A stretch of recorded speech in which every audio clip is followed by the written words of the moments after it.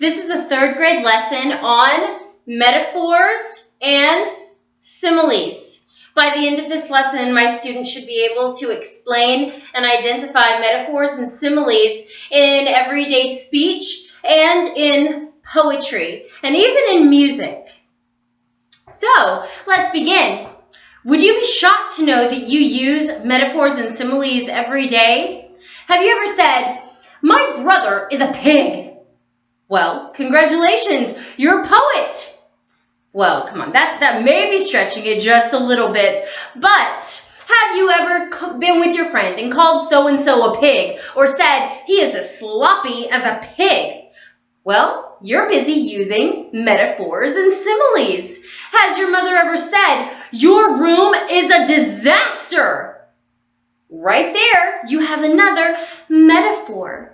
Metaphors and similes are ways for us to be able to communicate deeper ideas and deeper thoughts than regular words would be able to. Let's go a little bit further into just metaphors. So, a metaphor, it's a poetic device that makes a comparison between two completely different things by stating that one thing is another thing. That this thing right here is this thing right here.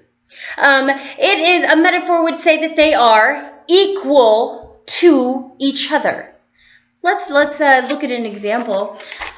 Let's look at this boy right here, and let's say this boy is a duck.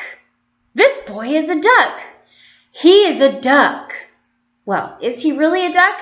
No, but what do you think the comparison is that we're using right there? The metaphor makes two completely different things equal to each other. The boy is a duck because he takes to water like a duck. So let's look at another one. The woman is a graceful butterfly. The woman is a graceful butterfly. Well, does that mean that the woman is a butterfly? No, but it is a metaphor comparing them and making them equal to each other. The woman is graceful and the butterfly is graceful, and they are making that comparison. They have something in common with each other, and a metaphor uses the word is to make them equal to each other. Let's discuss a few more metaphors before we move on to a simile. So, Max is a pig when he eats. Max is not a pig, but there's something that Max and that pig have in common, and that is they're both sloppy. So, it's not just comparing them, but it's making them equal to each other. A metaphor goes pretty far, a little further than a simile goes, which you'll see in a minute. Here's a good one. You are my sunshine. Like the song, you are my sunshine, my only sunshine. And what is that saying? It's saying you make me happy. You are the sunshine in my life. You're bright, you're peppy, you're happy. You are my sunshine. Parents think that about their kids a whole lot. Even a child could carry my dog around for hours. He is a feather. Is her dog a feather? No, but this sentence is making the dog and the feather equal to each other. It is saying the dog is a feather. Well, what does that mean? It means the dog is really light. He doesn't weigh very much. Let's look at another metaphor. Mary's hair was a fierce lion's mane, always sticking out in wild directions. So, Mary's hair and a lion's mane. Is Mary's hair really a lion's mane? No, but it's making them equal to each other by seeing something that a lion's mane and Mary's hair have in common with each other. My teacher is a dragon. Whoa. I hope they're not talking about me. Am I a dragon? Maybe sometimes. But what is this saying? Is it saying that the teacher is actually a fire-breathing, fierce dragon? No, but maybe she put them on timeout. Or maybe she moved their pin up, or maybe she moved their pin down, and it made them a little mad at their teacher. My teacher is a dragon. Well, you're probably just a little upset with your teacher. But is the teacher a dragon? No. But to that student, the teacher and the dragon have something in common. So they made the teacher and the dragon equal with each other by saying, this is this. A metaphor uses is, it uses are to make things absolutely this thing. To make this thing absolutely this thing. So let's look at one more. Life is a roller coaster. Is life a roller coaster? It sure seems like it. Sometimes we have ups, sometimes we have downs. Life and a roller coaster. Two things that are completely unlike each other. And yet, they have something in common. And that is, they both have ups and downs. We have really great times and we have really hard times. Life is a roller coaster. I could agree with that one, couldn't you? So let's move on to similes. How is a simile different from a metaphor? A simile is not a metaphor. Okay, let's move on. A simile uses the words like or as when making a comparison between two things. It doesn't make them equal to each other like a metaphor does. It doesn't go that far. Metaphors go a little deeper. A simile doesn't say this thing is this thing. It just says this thing is like this thing. It's a little easier to understand similes sometimes. Metaphors, sometimes you have to read a little deeper into the meaning behind it. So, if a simile uses like or as to compare these two things, what does that look like? Well, we can use the exact same examples. My brother is like a pig. Well, that makes a little more sense. We can understand how any brother might be like a pig. Mine is. But let's look at, sorry, Ryan, you are. No, he's not really. Let's look at the boy and the duck. This boy takes to water like a duck. Well, now what does that mean? It means the boy is a good swimmer like a duck is a good swimmer. A little easier to understand, and it's not making them equal to each other. It's just comparing them to each other by seeing what they have in common. Now, those are similar between similes and metaphors, but similes don't go quite as far as a metaphor does. Let's look at our beautiful, graceful ballerina and just switch that metaphor to a simile. The ballerina is as graceful as a butterfly. The ballerina is as graceful as a butterfly. The ballerina was like a butterfly dancing on the water. That's very poetic. Yes. So, like or as is how you can change any metaphor to a simile. And taking out like or as and putting is absolutely would be changing a simile to a metaphor. Let's look at a few more similes and then we're going to read some poetry. Let's read this. My mom is like fire. She's always warm, but sometimes she gets too hot. Like maybe when she says, your room is a disaster. My brother is like a tornado. My brother is like a tornado. How could the brother possibly be like a tornado? He always moves fast and spreads destruction wherever he goes. That's how he's like a tornado. My sister is like a snowstorm. She's pretty to look at and icy at times. But with a little bit of sunshine, that iciness melts.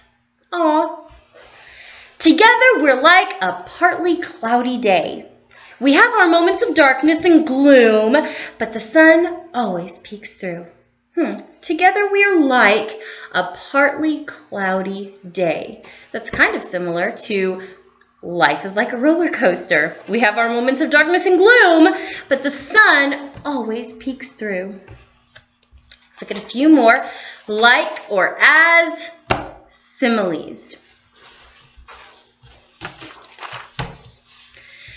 The alligator's teeth are like white daggers.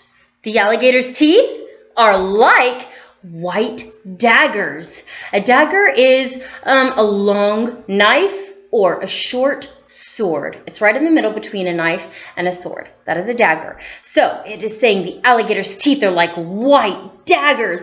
Well, I think if we can understand what an alligator's teeth and a dagger have in common, they're both what? Sharp. They're both sharp, and they can do some damage, couldn't they? Okay, let's move on to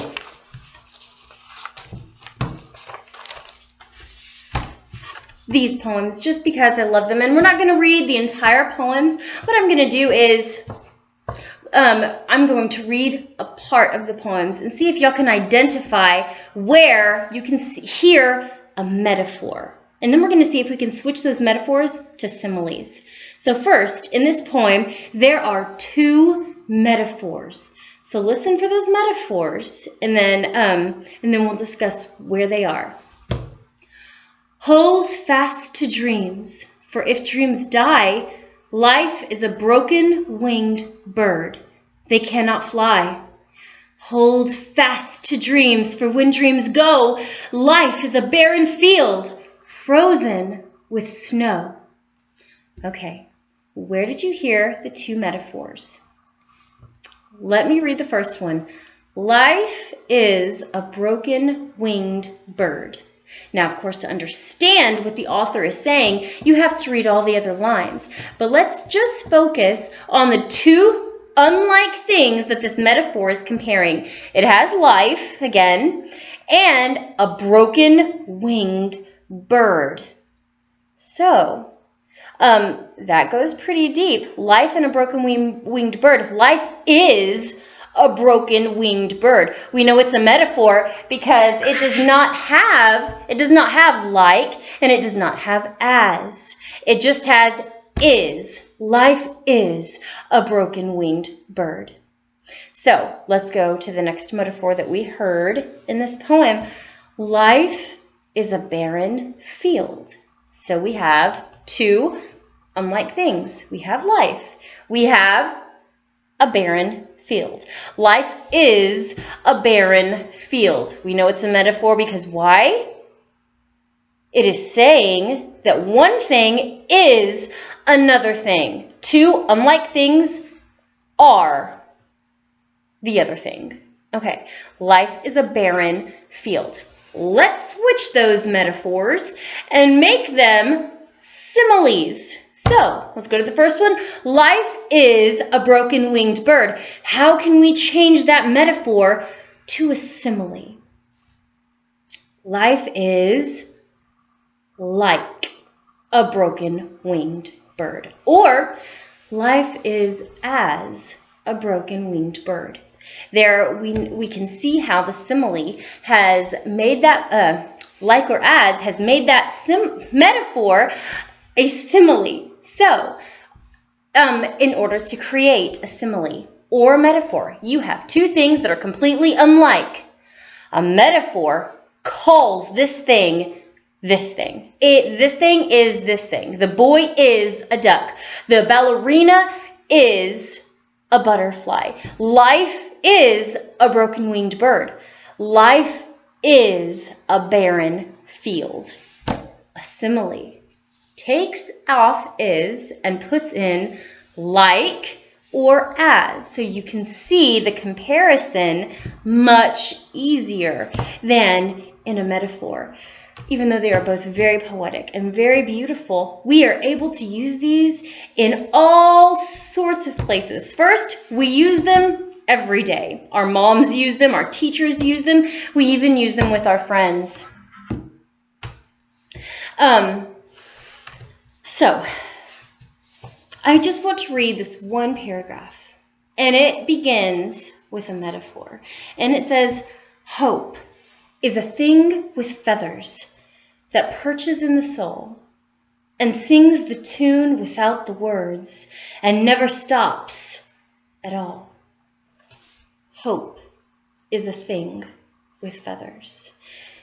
What do you think that this poem was about? Do you see how metaphors can be used to express something much deeper than we could just say? It would be harder to explain hope is a thing with feathers. I mean, that means hope is something that is deep inside. It's a thing with feathers. It's comparing hope to a bird, really. It perches in the soul. It's using hope to describe what it is inside of us by using a bird. It has a bird and it has hope, and they're using those two things to describe what hope actually does for us. When you use metaphors in poetry, you have to read in between the lines a lot more than when you use similes. However, similes make the comparison, and they are also a very poetic and beautiful way of writing. Okay, so that is our lesson on metaphors and similes. I hope that you understood this, and we're going to have a great time writing poetry in class tomorrow using our metaphors and similes. So start thinking of two things that are different, but what those two things have in common for when we start our writing tomorrow. Bye-bye.